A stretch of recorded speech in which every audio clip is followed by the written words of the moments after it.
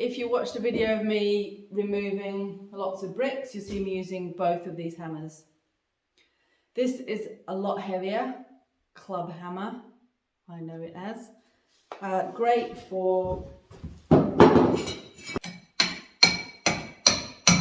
getting some weight behind, which is, even though it's heavy to hold, it's helping the job go faster because it's got a longer clout.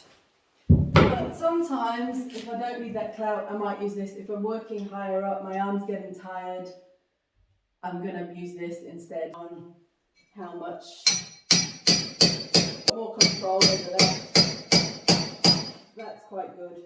Notice I'm holding at the bottom of the hammer, so I'm getting the pivot is working for me. If I'm holding it higher up, my arm's having to do more of the work. So there, and just move the hammer, that's the ideal.